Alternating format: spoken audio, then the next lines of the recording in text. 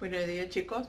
Hoy día estamos día martes 6 de octubre del 2020 y vamos a trabajar hoy día historia en personal social con sexto grado. Siguiendo las clases de como todos los martes, eh, estábamos hablando sobre los gobiernos de los presidentes de la República. Hoy día nos toca hablar sobre Alan García Pérez.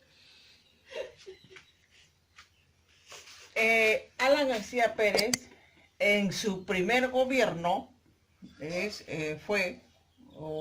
estuvo un periodo de 5 años, desde 1985 hasta 1990.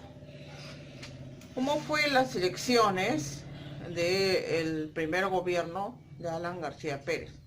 Para las elecciones de 1985, el candidato del APRA, Alan Damián García Pérez, fue quien utilizó durante su campaña política la frase "mi compromiso es con todos los peruanos", y utilizó a la vez el vals "Mi Perú" como tema de campaña. Al momento de las elecciones, Alan García contaba apenas con 35 años. En primera vuelta no obtuvo la mayoría de votos, por lo que debería ir a una segunda vuelta en competencia con Alfonso Barrantes Lingán, que era candidato por Izquierda Unida. Pero Alfonso Barrantes renunció a la segunda vuelta, por lo que se dio como ganador a Alan García Pérez. Vamos a ver ahora, ya una vez que estuvo en el gobierno, cómo fue el populismo aprista en los primeros años de gobierno. García Pérez, al asumir la presidencia, encontró muchos problemas en el país. La deuda externa, por ejemplo, cuyos pagos generaban una crisis interna, y el problema del terrorismo, que había ido ganando espacio en su enfrentamiento con el Estado.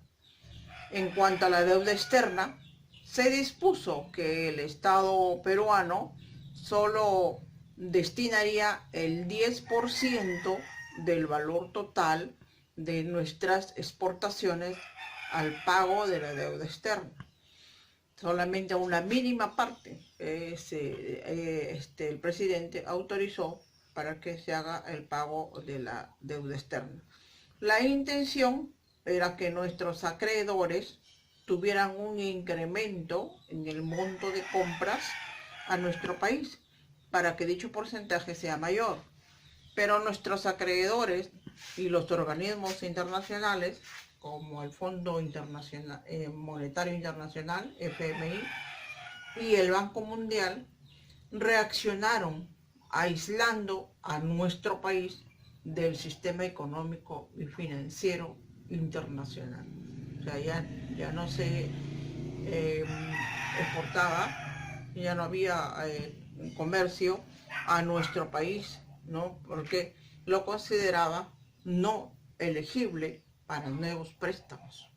Además, se cambió de moneda, se impuso el INTI en reemplazo del sol, para hacer frente al dólar, que comenzó a escasear y a subir de precio también el dólar de manera acelerada. Entonces ahí es cuando hay problemas del gobierno y el descalabro económico que vamos a ver en la parte 3.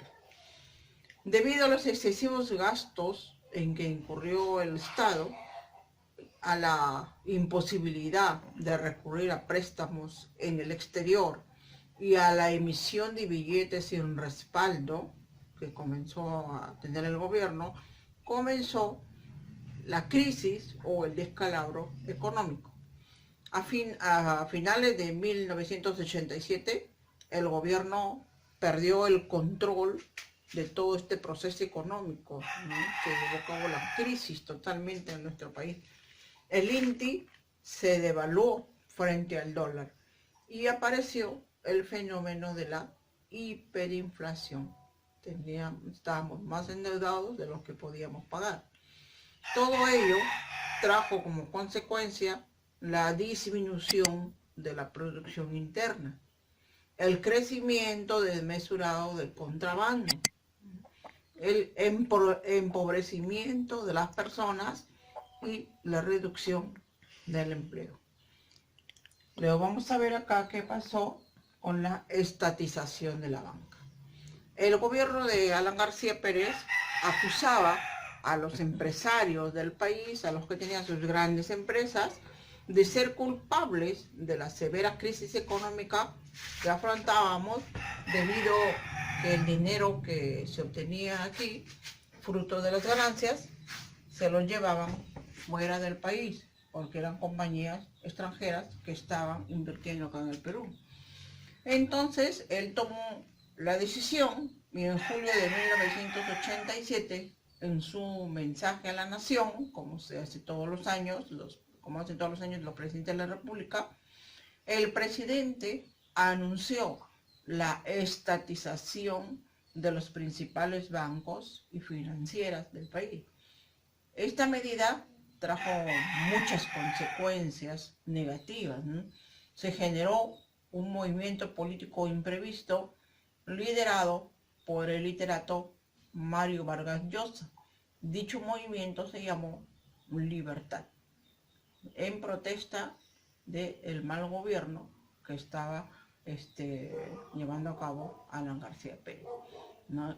Y vamos a ver como quinto problema, el problema subversivo, que era uno más que estaba en el primer gobierno de García Pérez. El problema del terrorismo que se había agudizado durante el gobierno de García Pérez se atacó mediante el enfrentamiento militar directo, con medidas de apoyo social a los sectores más pobres para evitar la propagación del terrorismo.